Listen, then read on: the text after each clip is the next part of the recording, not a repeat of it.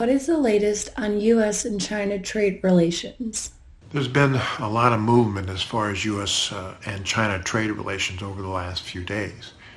On Friday, the president announced some new news as far as the China taking over Hong Kong, basically just restricting some trade privileges of Hong Kong and also visas for students who might have military contacts. He did not address the U.S. and China trade deal, and so the market actually thought that was a little positive. Now, over the weekend, China has instructed their state companies not to buy U.S. ag goods for now. That includes soybeans and pork. So that's a little negative to the marketplace. And we'll just have to kind of see how things play out. China has been a slow buyer of U.S. soybeans to date and been buying mostly out of Brazil through November. What is the latest on U.S. spring crop conditions? Right now, U.S. crop conditions are very favorable.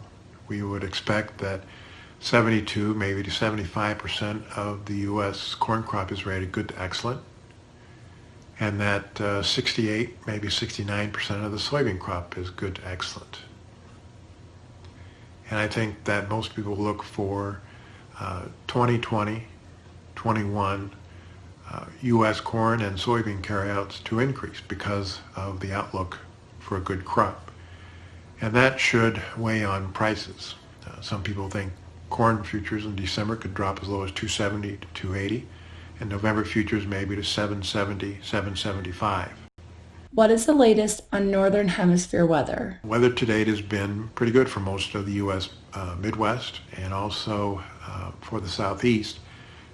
Right now we've seen some drying in the western part of the southern plains, and that probably will continue. So the 2-week forecast is warmer than normal temps, and let's say maybe normal to below preset. The key factor here is a tropical storm right now that's in the Gulf. If it goes into Texas, it will provide showers across the Midwest. If it goes into the Southeast, it might reduce some rainfall.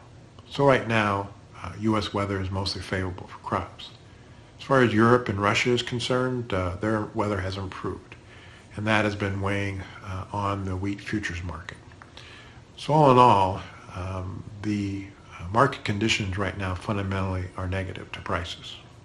Alan, despite a variety of old and new geopolitical issues, why is there no flight to quality buying coming into the interest rate futures market? We have the bond futures now almost 1 full point lower, and this is at a time where you would normally expect some flight to quality buying to come in spite of the ongoing geopolitical issues, and yet the bonds are lower.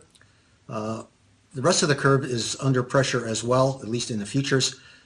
So ignoring some bullish news at this time suggests there may be some follow-through weakness in the interest rate futures markets. Also, we do have some supply.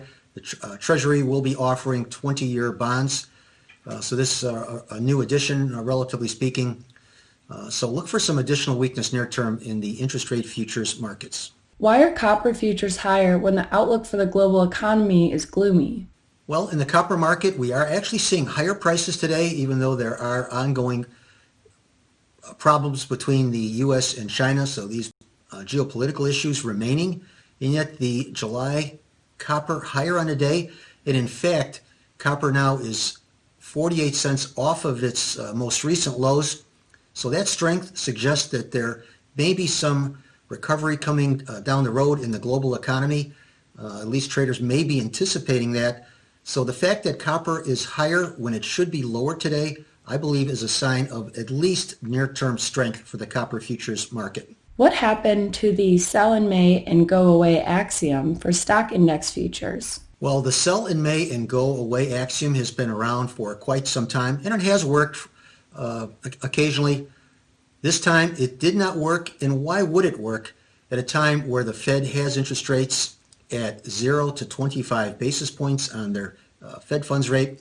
Also, the Fed is continuing to expand its balance sheet. So no, I would not expect the sell in May to work, and it did not. The fact that it did not work suggests that there may be some follow-through gains over the near term, Of course, we now are in the beginning of June. Also, I would expect the stock index futures, though, just steadyish now to firm up from current levels.